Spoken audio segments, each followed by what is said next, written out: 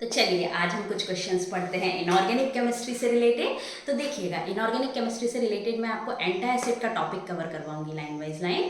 तो देखिए, एंटा एसिड जो होते हैं वो क्या होते हैं, हमारी बॉडी में स्टमक में जो HCl रिलीज होता है उसको न्यूट्रलाइज करने के लिए जो भी एजेंट्स यूज होंगे वो क्या होंगे, एंटा एसिड होंगे। ये तो मुझे समझ में आ गया। लेकिन यहाँ एक पॉइंट याद रखिएगा, कभी वर्ड आ जाता है एक्लोरहाइड्रिया। है क्लोरहाइड्रिया का मतलब होता है HCl का कम होना।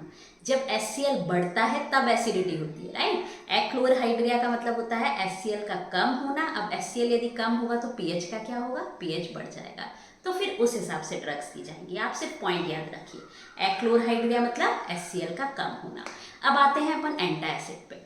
एंटा एसिड में बहुत इंपॉर्टेंट एंटा एसिड है सोडियम बाइकार्बोनेट। ठीक है, सोडियम बाइकार्बोनेट खाने का सोडा, जो अपन खाने में बेकिंग सोडा जो अपन डालते हैं तो इसका सिनोनिम क्या हो गया, फर्स्ट क्वेश्चन सोडियम बाइकार्बोनेट का बेकिंग सोडा। सेकेंड क्वेश्चन इसमें क्या बनेगा, सोडियम बाइकार्बोनेट जो है वो सिस्टेमिक एंटा एसिड है। ये वर्ड याद रखिएगा, सिस्टेमिक एंटा एसिड। सिस्टेमिक एंटा एसिड का मतलब होता है सोडियम बाइकार्बोनेट हमारे बॉडी में एब्जॉर्ब हो जाता है, यानी ये एब्जॉर्बेबल है। ठीक है, जबकि बाकी के नॉन सिस्टेमिक एंटा एसिड है वो एब्जॉर्ब नहीं होते, केवल हमारे जीआई ट्रैक्ट में जाएंगे और न्यूट्रलाइज कर देंगे चीज़ों को। ठीक है, तो सोडियम बाइकार्बोनेट क्या है, सिस्टेमिक एंटा एसिड है। इसका सिनोनिम क्या है, बेकिंग सोडा है, राइट। और तीसरी चीज ये एब्जॉर्बेबल है। जबकि नॉन सिस्टेमिक एंटा एसिड्स कौन कौन से होते हैं, एल्यूमिनियम कंटेनिंग कंपाउंड होते हैं। जैसे आपको मैं नाम बताती हूँ, एल्यूमिनियम हाइड्रोक्साइड जेल। मैं आपको लिस्ट दूंगी इसकी, कौन कौन से कंपाउंड होते हैं। Aluminium hydroxide gel. Second, calcium containing हो सकते हैं, calcium carbonate. Third, magnesium containing हो सकते हैं, मैग्नीशियम ट्राइसिलिकेट। कौन कौन से हो गए एंटा एसिड, एल्यूमिनियम कंटेनिंग हो गए, कैल्शियम कंटेनिंग हो गए, मैग्नीशियम कंटेनिंग हो गए। तो अब देखिए, ये सारे क्या है, नॉन सिस्टेमिक है और नॉन एब्सॉर्बेबल। सोडियम कार्बोनेट केवल सिस्टेमिक है और एब्सॉर्बेबल है, ये क्या है, नॉन एब्सॉर्बेबल है। तो अब एक पॉइंट आप याद रखिएगा, जो अपना कैल्शियम और एल्यूमिनियम कंटेनिंग कंपाउंड्स होंगे, जो एल्यूमिनियम और कैल्शियम होते हैं वो नेचर में कॉन्स्टिपेटिव होते हैं, यानी क्या करते हैं, कॉन्स्टिपेशन करते हैं। जबकि मैग्नीशियम कंटेनिंग जो कंपाउंड्स होते हैं वो क्या करते हैं, लेग्जेटिव यानी डायरिया कॉज करते हैं। यदि एल्यूमिनियम और कैल्शियम कंटेनिंग कंपाउंड आपको दिखते हैं, जैसे calcium carbonate, aluminium hydroxide gel, aluminium hydroxide, ये सब कॉन्स्टिपेशन करेंगे। जबकि मैग्नीशियम है ना, जैसे मैग्नीशियम ट्राइसिलिकेट, ठीक है, मैग्नीशियम हाइड्रोक्साइड, ये सब मैं आपको, मैग्नीशियम कार्बोनेट ये आपको बताऊंगी मैं।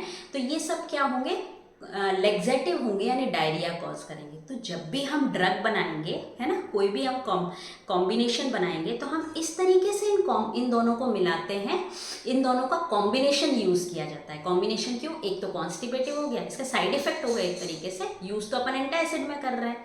तो ये कॉन्स्टिपेटिव हो गया, ये लेग्जेटिव हो गया मैग्नीशियम, दोनों को कॉम्बिनेशन में दे देंगे तो बैलेंस हो जाएगा। ठीक है, तो हमेशा एल्यूमिनियम और कैल्शियम के कंपाउंड्स को मैग्नीशियम के कंपाउंड के साथ कॉम्बिनेशन में दिया जाता है। जैसे इसका बेस्ट एग्जांपल है जेलोसिल का, आपने नाम सुना होगा। ठीक है, जेलोसिल में क्या होता है, एल्यूमिनियम हाइड्रोक्साइड जेल, एल्यूमिनियम क्या हो गया हमारा, कॉन्स्टिपेटिव हो गया, और मैग्नीशियम ट्राइसिलिकेट। ये याद भी रखिएगा, ये क्वेश्चन आया हुआ है। जेलोसिल में क्या होता है, एल्यूमिनियम हाइड्रोक्साइड जेल और मैग्नीशियम ट्राइसिलिकेट होता है। ठीक है, तो ये दोनों क्या होते हैं, अपने कॉम्बिनेशन में दिया जाते हैं। तो ये आपके काफ़ी कुछ क्वेश्चंस लर्न हो गए। देखिए, फर्स्ट क्वेश्चन आपका कौन सा, एंटा एसिड जो HCl को न्यूट्रलाइज किए। सेकेंड, और एक्लोरहाइड्रिया का मतलब HCl का कम होना।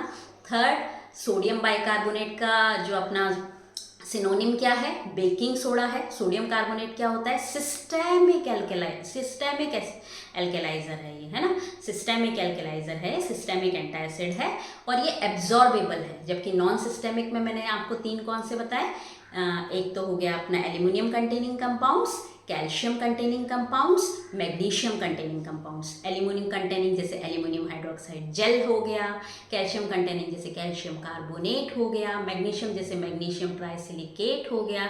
ये सब क्या है, नॉन सिस्टेमिक है, यानी नॉन एब्जॉर्बेबल है, ये एब्जॉर्ब नहीं होते हैं।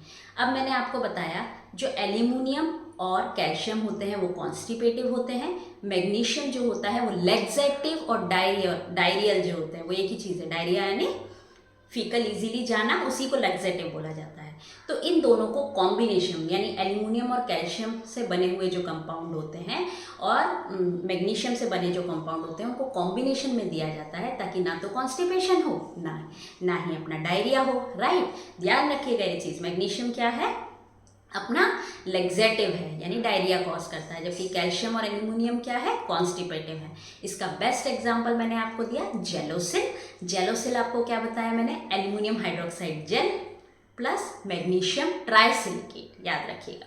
तो ऐसे छोटे छोटे मैं एंटासिड्स के बहुत सारे आपको क्वेश्चंस कवर करवाऊंगी, तो आपको चैप्टर का बेसिक भी क्लियर हो जाएगा, ताकि और भी कोई क्वेश्चंस आए तो कवर होने लग जाए, right. Thank you so much for watching this video.